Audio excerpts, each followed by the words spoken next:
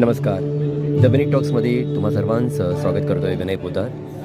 संगीत म्हटल्यानंतर कला आणि कलाकार असतात, परंतु संगीताचं नातं आपल्याशी आणखी दृढ करण्याकरता काही पुस्तकं अशी असतात जी आपल्यावरती संगीताविषयी माहितीचा मोठा वर्षाव करतात. अशीच पुस्तकं मी तुम्हाला दाखवतो आहे. बघा, तुम्हाला कळतं आहे की ही पुस्तकं नवीन प्रकारची आहेत, जी गाण्याविषयी, कलाकारविषयी, रागाविषयी विविधरित्या बरंचसं काहीतरी आपल्याला माहितीपूर्ण असं विवेचन करतात. आणि मला वाटतं त्याची गरज आहे.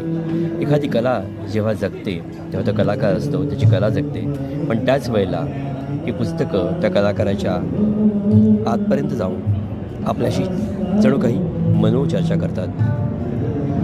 आपण ऐकतोच आहोत, अर्थातच बाजूला संगीत चालू आहे, लाईव्ह प्रोग्रॅम, आणि पुस्तकं इथे घेऊन आले आहेत आपल्याकरता आपले दादी असे रसिक कलाकार. त्यांच्याशी ओळख मी करून देतो. आधी आपण फक्त पुस्तकांकडे बघूया. पुस्तकं आणि पेन ड्राईव्ह याने आपली कला ही अजरामर राहते, लोकांपर्यंत पोचते, आणि शेवटी कलेचं पोचणं हे कोणत्याही रसिकाला आवडतं आणि आवडणं आवश्यक आहे.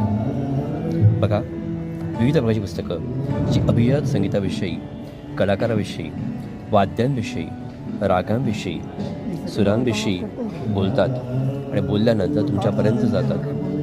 लोक येत आहेत, कलाकारांची ओळख होऊन जाते, आणि कलाकारांबरोबरच या कलाकाराची ओळख होते जी तुम्हाला विविध प्रकारचे अशी पुस्तकं आणि CD देत आहेत.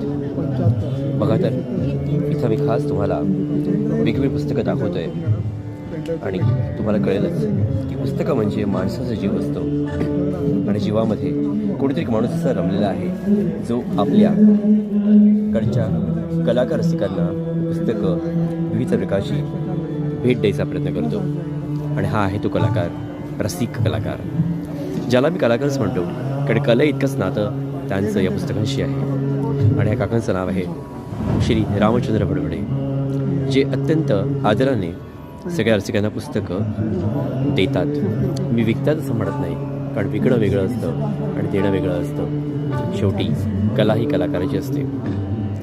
चला तर मग आपण त्यांच्याशी बोलूया.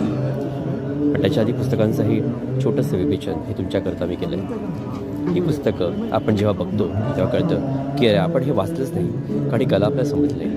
तर हे आहेत रामचंद्र बडबडे. काका नमस्कार. 2 मिनटं बोला तुमच्या पुस्तकांविषयी, आणि का हा एवढा खटाटो? गेली 35 वर्ष मी या कार्यक्षेत्रामध्ये कार्यरत आहे.